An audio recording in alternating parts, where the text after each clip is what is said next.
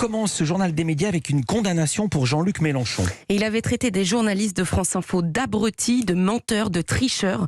Il avait aussi invité ses partisans à, je cite, les pourrir partout où il pouvait. Fin de la citation.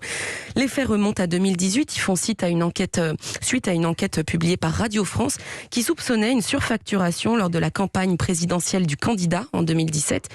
Une enquête relayée par France Info que Jean-Luc Mélenchon n'avait pas du tout appréciée. C'est dans une vidéo postée sur son compte Facebook qu'il avait tenu ses propos jugés diffamatoires. Il accusait également France Info d'être une radio d'État qui obéissait à l'exécutif. Suite à cette vidéo, Radio France avait porté plainte et le tribunal correctionnel de Paris vient de trancher.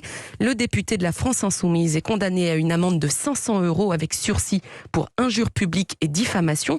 Il devra également verser 3 000 € de dommages et intérêts à Radio France. Son avocat a indiqué qu'il ferait appel de cette décision. On continue ce journal des médias avec une série française adaptée à l'étranger.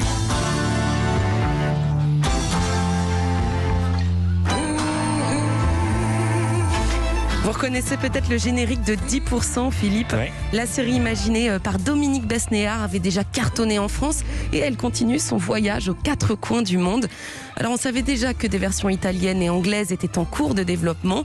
Et après le Canada, la Chine, la Turquie et l'Inde, c'est maintenant au tour de l'Indonésie, de la Corée du Sud, de la Malaisie, du Moyen-Orient et de la Pologne de s'emparer de cette série pour en faire de nouvelles adaptations. Des adaptations avec donc de nouveaux acteurs et des spécificités et des stars propres à chaque pays pour le scénario. C'est en cours de production pour le moment. Pour porter et diffuser ces remakes, on trouve des géants du web comme Amazon, HBO ou Disney+. La série française, dans sa version originale, avait déjà beaucoup plu à l'étranger. Renommée Call My Agent, elle avait reçu en novembre dernier le prix de la meilleure série comique aux International Emmy Awards. Et c'est la plateforme Netflix qui a permis à cette série créée par Fanny Herrero de voyager. Netflix qui avait acquis les droits mondiaux des 4 saisons. La plateforme vient d'ailleurs de renouveler ses droits selon le magazine américain Variety.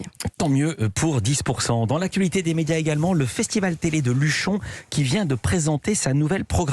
Et oui, après une édition 100% numérique l'année dernière à cause de la pandémie, le festival français qui récompense des créations télévisuelles aura cette fois lieu en chair et en os, avec bien sûr des jauges respectées.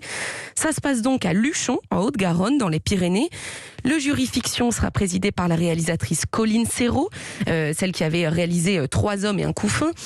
Un jury qui évaluera 10 téléfilms, 5 séries, 3 programmes courts et 4 web-séries. Alors parmi les téléfilms en lice, on trouve Andy Gang qui sera diffusé sur TF1 avec Alexandra Sublet qui fait ses premiers pas de comédienne. Côté documentaire, le jury sera présidé par la journaliste Mireille Dumas. Cette année, on comptera 3 catégories dans les 26 productions sélectionnées. Catégorie histoire, catégorie nature et environnement ou encore société. Et puis une nouvelle personnalité récompensée par le prix Pyrénées d'honneur. Il y a eu Muriel Robin en 2019. En 2020, c'était Mimi Mati. Et cette année, c'est André Dussolier qui recevra ce prix. Il viendra parler du film Juliette dans son bain qui devrait arriver sur Arte prochainement. Alors en plus des 70 programmes projetés et de quelques avant-premières, les visiteurs du festival attendent de nombreuses personnalités de la fiction française, comme Francis Huster, Claire Kane, Camille Lou, Sonia Rolland ou encore Stéphane Bern, qu'on verra prochainement dans la peau d'un procureur dans une série pour France 2. Voilà, cette 24e édition du festival aura lieu du 7 au 13 février prochain. Et on termine ce journal des médias avec du foot. La chaîne L'Équipe diffuse en clair une super coupe ce soir. Oui, il s'agit de la Super Coupe d'Espagne. C'est une compétition qui oppose chaque année le vainqueur du championnat d'Espagne au vainqueur de la Coupe d'Espagne. Et ça commence très fort donc ce soir avec la diffusion en direct de l'un des matchs les plus suivis chaque année. Le Real Madrid affrontera le FC Barcelone, le Classico donc. Je crois que c'est le match de foot le plus suivi dans le monde. Exactement, vous allez entendre la suite, c'est exactement. Le match aura lieu au King Fahd Stadium en Arabie Saoudite. Une belle pêche pour la chaîne L'Équipe puisque aucun Classico n'a été diffusé en clair depuis plus de 10 ans à la télévision française. J'ai demandé justement à Jérôme Saporito, le directeur de la chaîne, comment ils avaient obtenu les droits de diffusion de cette Super Coupe. C'est un droit que nous avons acquis il y a 2 ans. Et donc chaque année, on attend fébrilement le tirage au sort pour voir si enfin on aura notre Classico. Diffuser un Barcelone-Real Madrid, oui, c'est un coup, et oui, c'est pas donné. Mais c'est le match des étoiles, c'est peut-être le plus grand match au monde, en tout cas c'est celui qui réunit le plus de téléspectateurs. Donc on a certes cassé un peu notre tirelire, mais ça vaut le coup parce que voilà, je pense que les téléspectateurs vont se régaler. Jérôme Saporito nous explique également pourquoi le Classico en clair est un bel événement pour la chaîne et pour les fans de football.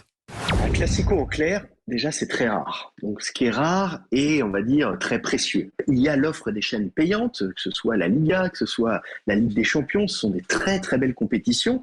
Et RMC, beIN, Canal ou Amazon les traitent très bien. Nous, on est sur un positionnement de chaîne en clair, donc accessible à tous. Et du football de cette qualité-là, à part l'équipe de France de foot, il n'y en a pas tant que ça. Il y avait une étude qui avait été apparue il y a 2 ans qui expliquait que c'était le match le plus regardé au monde. Un Barcelone-Real Madrid. Voilà, c'est plus d'1 milliard de téléspectateurs dans le... Plus d'1 milliard, vous le disiez.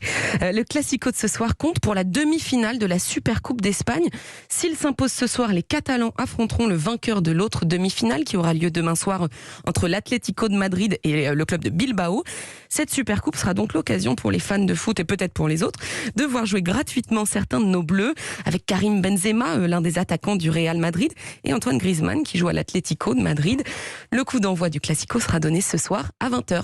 Merci beaucoup Héloïse Goua. Toutes ces infos à retrouver dans la newsletter média. C'est gratuit, c'est sur europe1.fr. À demain pour un nouveau journal des médias. À demain.